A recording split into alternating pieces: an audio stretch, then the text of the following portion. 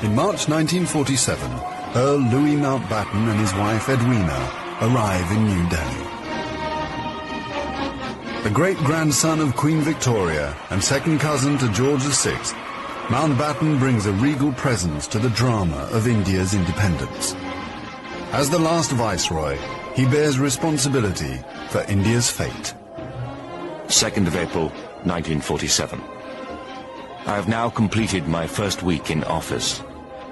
I should like to be able to paint an encouraging picture of my first impressions, but feel it would be misleading if I did so.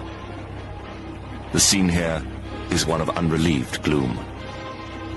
At this early stage, I can see little common ground on which to build any agreed solution for the future of India.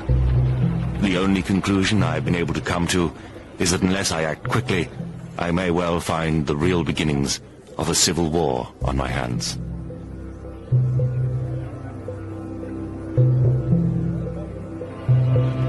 By May, attempts to create a unified India have failed. Gandhi retreats from political life.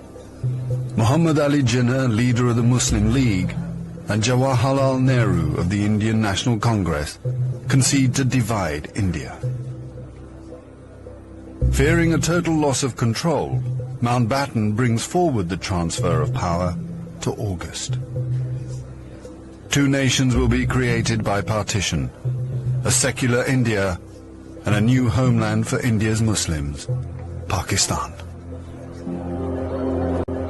Independence, Nehru addresses the people of India.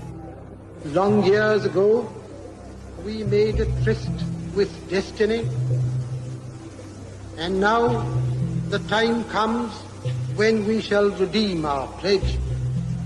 At the stroke of the midnight hour, when the world sleeps, India will awake to life and freedom.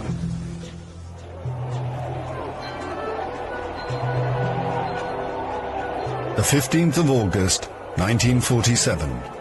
The British Empire in India has come to an end. The last viceroy, Louis Mountbatten. The flag raising and the salute were done amid scenes of the most fantastic rejoicing. And as the flag broke, a brilliant rainbow appeared in the sky, which was taken by the crowd as a good omen.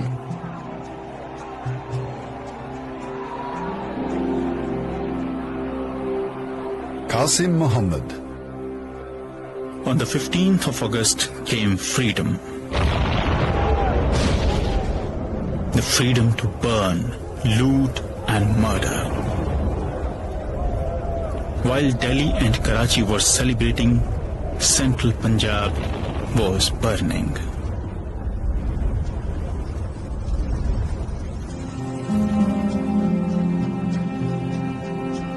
Between August 1947 and March 1948, 4.5 million Hindus and Sikhs are forced to migrate from Pakistan to India. 6 million Muslims must move in the opposite direction. Britons and Indians witness the bloodshed. Shahid Ahmed. It is a battleground.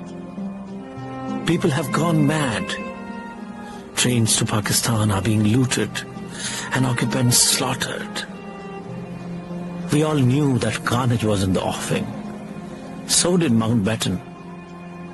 The British Empire, which tried to build India over centuries, can never live down this great tragedy.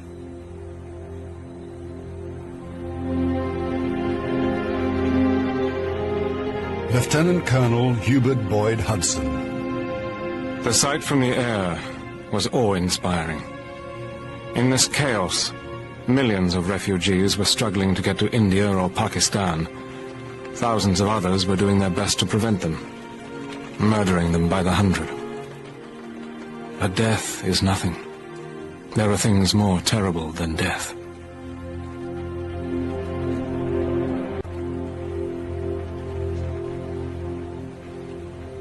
$10 million people are displaced in the partition of India.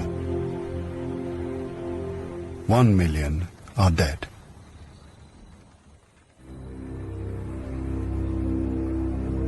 By the summer of 1948, most of the British have left.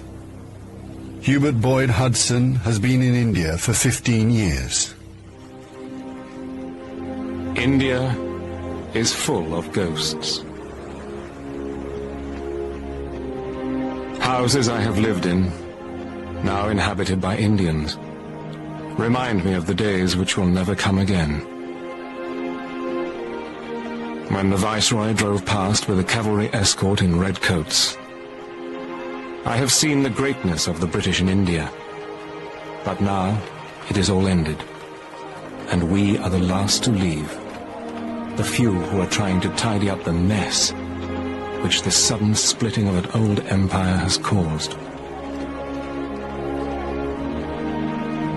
Britain has lost its greatest imperial possession. Mahatma Gandhi once said that if India became free, the rest of the empire would follow. In the next 10 years, the fire of India's independence will spread around the globe, from the Middle East to Africa.